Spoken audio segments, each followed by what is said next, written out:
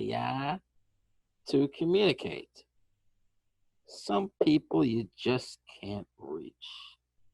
And I don't like it any more than you.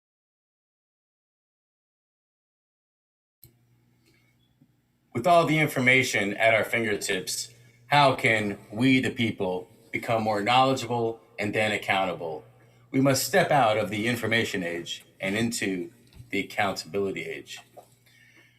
The accountability age presents the great internet debates, hot topic, hot potato, roundtable discussion. Today, is Cinco de Mayo. Come on now. Everybody join the call. Go ahead and unmute yourself. And if you got a nice Jedi, May 4th celebration sound, if you got a Chewbacca sound, or if you got yourself a, a Mexican sound, go for it.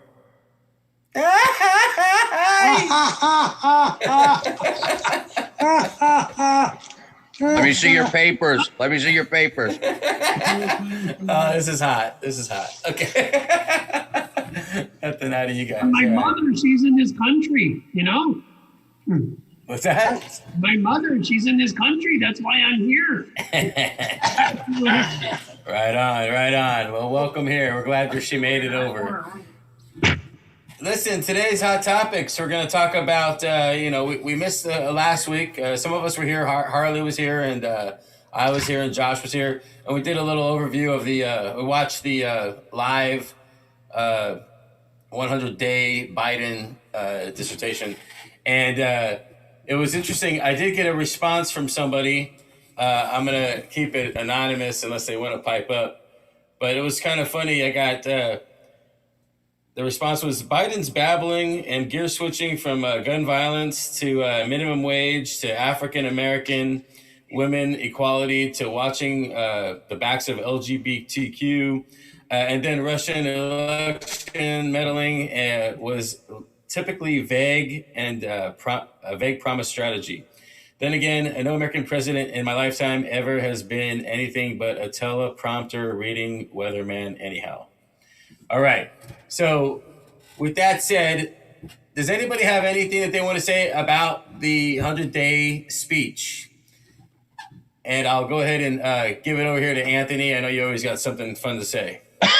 I just caught snippets of it because I was busy. But first of all, I'll agree with your anonymous person because I know that FDR never read from a teleprompter because they didn't have teleprompters, you dumbass. That's why. Ever since we've had teleprompters, people read from teleprompters. That's just like cue cards. It's nothing new. Quit whining about that shit. Every time Trump went off the teleprompter, he looked like a fool. So, of course, Biden did what he always did. That's why I wasn't that interested. He made general promises, basic ideas. It's not about specifics. It's sort of like a pep rally for the president. So he did a pretty good pep rally. He looked really good to be mentally deranged in a basement. He looked really good. So I was proud of him. And then what about the Tim Scott follow-up or did anybody see that? Oh, the guy that called him an Oreo hit the nail on the head, and I'm glad that the Democratic Party is refusing to accept his resignation. For a black man in America to get up there and say racism doesn't exist in this country, he should be run out of the country. They should put him on the boat and send his ass back. Okay, that was loaded. Okay, that was hot. Stevie P, you got something to say over there? Well, I sat here in my office and watched it start to stop. I didn't see Scott. I read about it later on. I thought Biden did exactly what the media said he was going to do. No big surprise. He, whether he's reading or not, was it really his voice or was it someone else's voice telling him what to say? Either way, he's the boss, and it's going to be his legacy in the end. As far as what Scott said, everybody has an opinion. Here's a guy who came from nothing and became something. I admire him for that. for the Republicans to stick him up there and have him say what he said, I thought pretty powerful. Put himself out there to get kicked or to get a pat in the back. And obviously Anthony thinks he should be kicked. Takes a lot of guts to do what he did. Takes Biden a lot of guts to do what he did. These guys are going to get it from one side or the other anyway. And for a country that's trying to get in the middle, wasn't a good start last week. Oh, what about you, Dad? Do you have anything to say about that? Marvin Cohen? I thought that Scott started out with a lot of lies. He was very untruthful, I thought. And he did have a little bit of truth mixed in with what he was saying, but I couldn't take him. I just couldn't take him.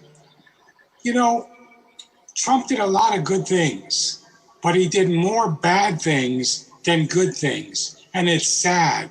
If he would have done what he said he was going to do, instead of getting elected, and then the first thing he said was he started putting Hillary down, he already won. Move on. You don't have to put down somebody. You move on to the next thing. And then the next thing out of his mouth was, we're going to ban all the Muslims. You can't come to this country. I mean, what an idiot. He instead of helping the country put it back together, he separated this country. He separated it. It's terrible. But he did do or he attempted to do a lot of good things for the country, but they just backfired on him because he didn't know what the hell he was doing. I like what Joe Biden said. Look, the guy's only been in office 100 days. 100 days. The pandemic is under control. We're not drinking Bleach. Lysol. We're not drinking bleach.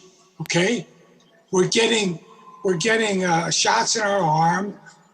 I'm drinking bleach. Kentucky Fried. It looks like Kentucky Fried Chicken to me. It's 44-ounce bleach from Sonic. Hey, Marvin, I didn't even realize it was you. I haven't seen you in like 2 decades. You lost like 50 pounds. 130 pounds. JR, you saw him last week. It's just at your age, it seems like a long time ago. A week ago, I wasn't having glasses. I wasn't here last week. I imagined he was there. Well, hey, nice segue. Hey, JR, welcome to the show. And thank you, Dad. Marvin, we'll come back to you in just a second. JR, I don't know where you're calling from, but welcome to the show. Thanks. And I'm retired military, so real quick, I got my daughter flying in. I can't stay for the whole show, but I'm honored that you put me on the show, Jay. I appreciate the invite. I'm more of a listener this first time around. I'm going to learn to see how you guys throw questions and answers out there to each other and to the audience. Like I said, I'm a student right now. I just want to see how this is done before I put my 2 cents into anything or put my 2 feet into my mouth. I want to know what I'm talking about. Yeah, I was the one that made that comment to Jay in the email, by the way, about Biden. But yeah, that's a hell of a hard job because you can't criticize somebody unless you could say, can you do any better? Would I ever want to be the president? Hell no. That's a hell of a hard job. I don't know how any of those guys get any sleep. Your phone would never stop ringing. I don't know. I wouldn't know what Biden's thinking in 100 days. That's nothing. That's like 100 minutes or 100 seconds. So there's a hell of a lot left to do in 4 years, Just getting started here. But yeah, thank you so much for putting me on, Jay. I appreciate it. Yeah, thank you, JR, for being a part of the call. Any response to anybody? Tim Scott? He's done great. For 100 days, he's jumped all over the coronavirus. He's jumped all over that. He more than doubled his goal. He passed that through without Republican approval to help people that needed help.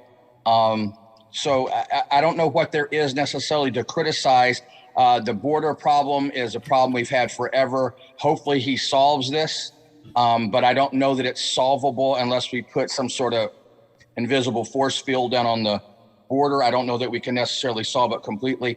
But yeah, he seems to be off to a good start, and everybody that made fun of him during the election, he's made him look like an asshole. So I've enjoyed it so far. I want to tell you something.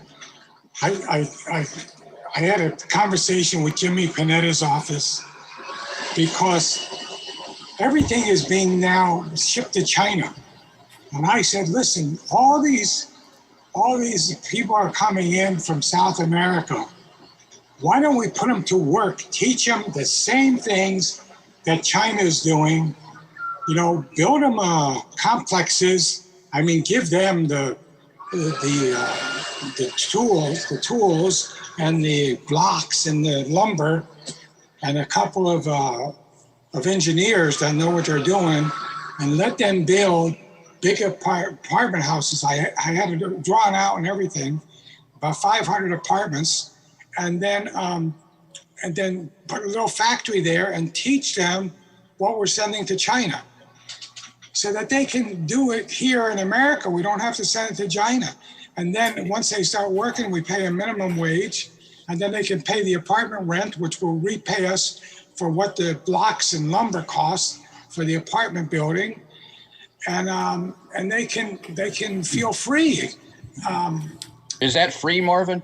Is that free? Is that free? If we did that to those people coming over, is that freedom? Is that freedom? Yeah. If they get free food and It's opportunity. You're creating opportunity. You're setting up opportunity. Yeah. Yeah. Opportunity. You're setting people up to succeed, as opposed to someone saying, you're never going to do it. You're never going to do it. Give them the opportunity. Exactly. The opportunity, I thought this was a land of opportunity. Once they cross the border, it's up to them to find their opportunity, isn't it? Yeah, it is up to them to find an opportunity, but if it doesn't exist, if it's just some sort of social program, it doesn't, there's a